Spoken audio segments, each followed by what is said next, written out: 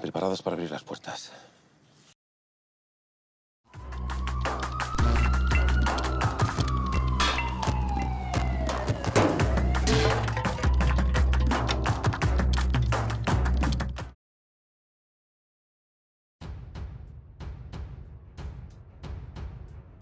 Apa kabar teman-teman semuanya? Terima kasih telah mengklik video ini, dan sebenarnya narasumber Google kali ini akan membahas sebuah kasus kriminal.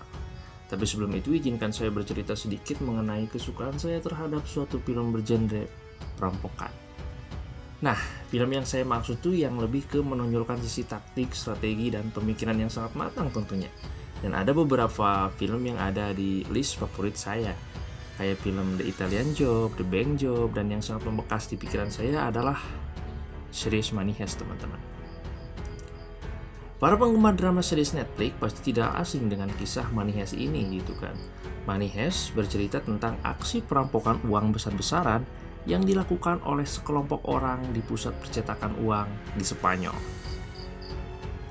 Serial ini mengisahkan tentang rencana perampokan terbesar dalam sejarah dunia yang dirancang oleh seorang mastermind misterius yang bernama El Profesor. Siapa itu El Profesor? Teman-teman bisa tonton video Kapten Curhat yang kemarin gitu kan. Nah, meskipun kisah perampokan besar-besaran di bank ini mungkin hanya sering kita jumpai dalam sebuah cerita fiksi ataupun film semata, namun ternyata siapa sangka jika perampokan besar-besaran ala-ala film Money Heist benar-benar terjadi loh di dunia nyata, teman-teman. Pencurian atau perampokan tersebut terjadi pada tahun 2005 di Fortaleza, Brazil, Bangko Sentral. Dan yang lebih gokilnya lagi adalah kejadian tersebut sampai diakui sebagai perampokan bank terbesar oleh Guinness Book of World Records. Wow. Kejahatan ini dilakukan oleh geng yang beranggotakan kurang lebih 25 orang dengan menggali terowongan selama kurang lebih 3 bulan sepanjang 256 kaki, teman-teman. Lalu perampokan ini juga tidak sama seperti perampokan pada umumnya yang ada drama tembak-menembak ataupun penyekapan gitu kan. Dan mereka tuh melakukan misinya dengan sangat amat brilian dan cerdas tanpa meninggalkan korban juga pastinya. Enggak sama sekali. Bagaimana kasus ini bisa sampai terjadi? Yuk mari kita bahas. Tapi sebelum itu, seperti biasa sebelum lanjut ke topik kasusnya, buat teman-teman yang belum subscribe, teman-teman klik tombol subscribe-nya terlebih dahulu, nyalain notifikasinya juga, biar teman-teman tahu kalau misalkan ada video terbaru dari channel ini. So langsung saja, inilah narasumber from Google.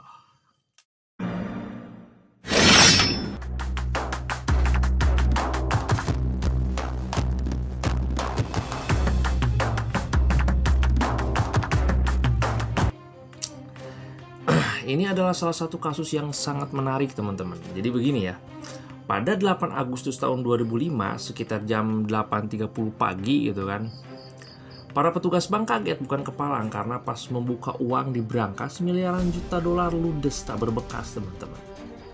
Tapi beberapa lama kemudian, Biro Kepolisian Federal Kota Fortaleza, Brazil mendapat telepon dari Bank Sentral Negara kalau bank tersebut mengalami kejadian perampokan. Tak lama polisi pun tiba di lokasi, dan setelah melakukan olah TKP, betapa terkejutnya mereka setelah melihat fakta di lapangan bahwa para perampok ini berhasil membawa kabur uang lembar 50 real Brazil dengan total berat 3,5 ton, teman-teman. Gokil kan? Ini baru beratnya loh, dan diperkirakan total uangnya tuh kurang lebih senilai dari 60 juta US dollar. Bahkan menurut keterangan jumlahnya tuh bisa lebih gitu kan. Semua orang yang ada di TKP pun dibuat terheran-heran gitu kan, sampai menimbulkan sebuah pertanyaan, bagaimana cara perampok ini mengambil uang-uang tersebut? Namun setelah melakukan olah TKP lebih mendalam lagi, akhirnya kepolisian menemukan sebuah lubang besar di dalam brankas bank yang menjadi titik akhir bagi para perampok untuk mengambil uang yang ada di brankas tersebut, teman-teman. Dan yang lebih gokilnya lagi, para perampok mampu menembus bawahan dari brankas. Padahal brankas seluas 500 meter persegi itu dilindungi tembok beton setebal 2 meter. Wow, benar-benar mirip kayak di series Money Heist. Ala-ala Money Heist gitu kan, membobol brankas. Ya, jadi memang para perampok ini tuh telah mempersiapkan ya semuanya dengan sangat amat matang. Termasuk menggali terowongan, dan terowongan yang digali oleh mereka itu berada di kedalaman 4 meter dari permukaan tanah yang menghubungkan bank sentral dengan sebuah kamar tidur dari sebuah rumah yang mereka sewa di Vintage Cinco de Marco. Dan dapat dipastikan juga, di antara para anggota gengnya ada beberapa orang yang memang sudah sangat ahli di bidang penggalian mungkin ya. Karena logikanya gini, karena di terowongan sepanjang 80 meter yang berhasil mereka gali itu diperkuat dengan balok-balok kayu untuk menyangga terowongan agar tidak amblas. Dan di sepanjang terowongan ini juga dilengkapi dengan ventilasi udara, penerangan lampu listrik, dan dilapisi plastik bekas untuk mengurangi jumlah debu dari tanah yang mereka gali. Jadi ya memang pastinya ada orang-orang yang sudah benar-benar pro di bidang penggalian gitu kan. Gak asal-asalan lah intinya mah gitu. Dan di tempat galian juga polisi menemukan minuman berenergi. Tujuannya ya mungkin biar strong pas lagi ngegali gitu kan. Gak lemah lesu dunglai. Kemudian polisi juga menemukan sebuah alat kayak semacam GPS. Ya biar gak salah jalur lah dalam proses penggaliannya gitu. Nah, lucu kan ketika kita udah ngegali gitu kan tiba-tiba pas muncul di permukaan tahu-taunya muncul di WC bank gitu kan nggak lucu.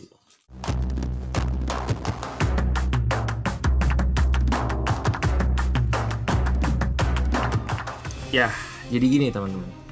Untuk melancarkan aksinya, salah satu perampok entah itu pemimpinnya atau siapalah yang mengaku bernama Paulo Sergio menyewa sebuah rumah dengan identitas palsu dan membuka sebuah bisnis palsu kantor usaha yang bergerak di penataan taman, teman-teman. Mereka juga sampai merubah rumah tersebut seperti ya emang beneran kantor gitu kan. Dan sering juga mereka itu membagikan brosur-brosur tentang usaha mereka ke rumah-rumah warga gitu, untuk mempertegas atau lebih meyakinkan lagi usaha pura-pura yang mereka kelola. Mereka ini nggak main-main cuy.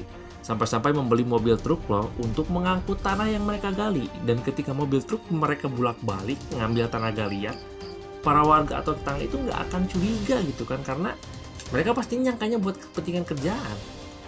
Kalau usaha yang bergerak di penataan taman perlu tanah dong buat nata taman yang mereka kerjakan gitu kan. Jenius juga ya.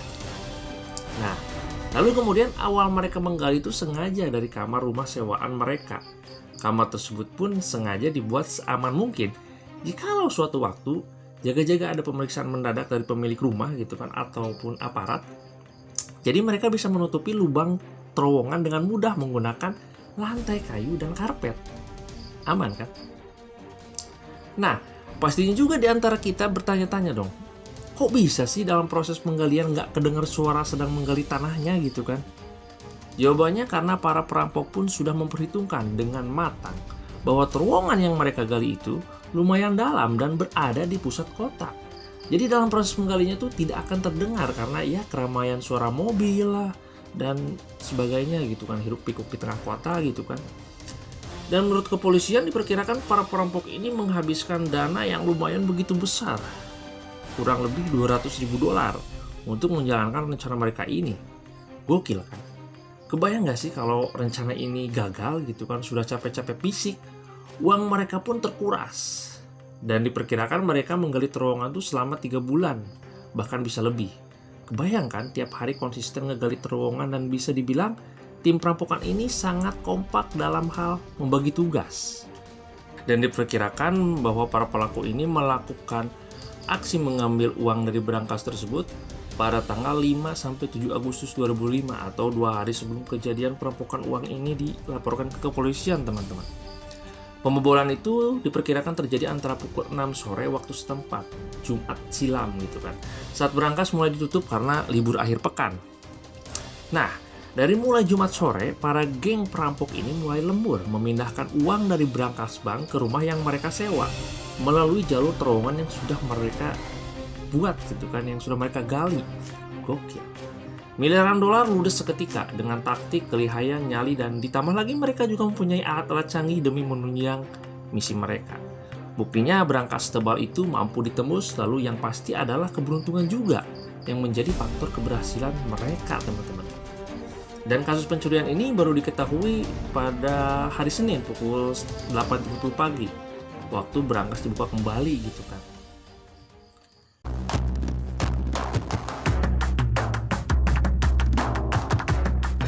Ya, jadi penyelidikan polisi ini menemukan titik terang ketika banyak sekali ditemukan sidik jari dari para pelaku di rumah yang mereka sewa ataupun di terowongan.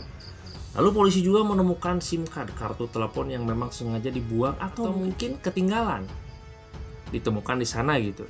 Ini menjadi bahan petunjuk yang sangat penting bagi para kepolisian tentunya.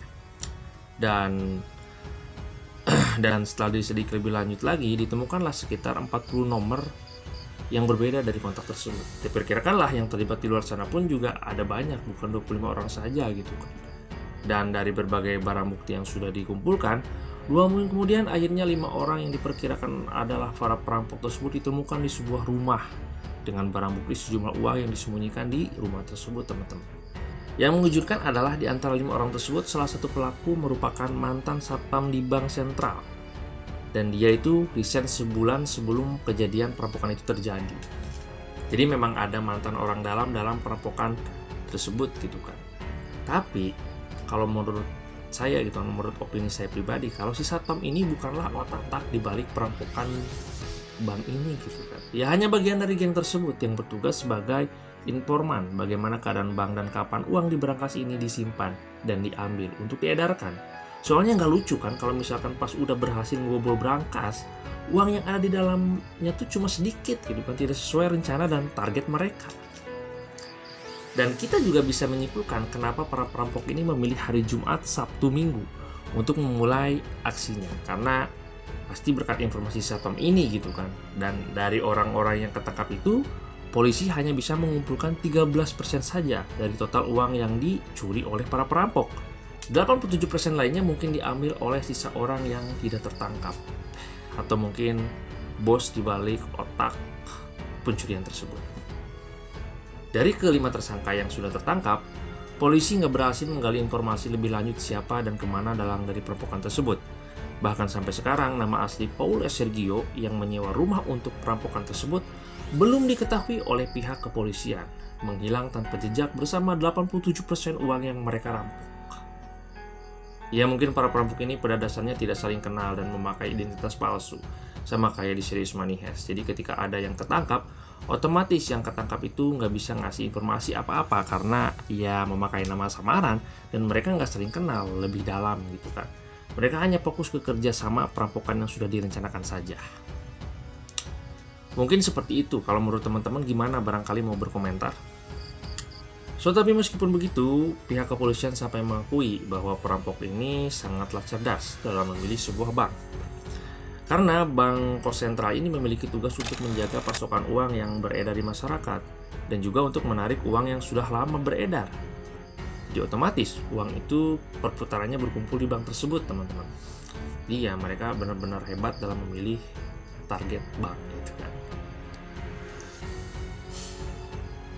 So itulah tadi salah satu kasus perampokan bank terbesar sepanjang sejarah tanpa korban jiwa, benar-benar bersih, nggak ada adegan tembak-tembakan ataupun sandral menyandra.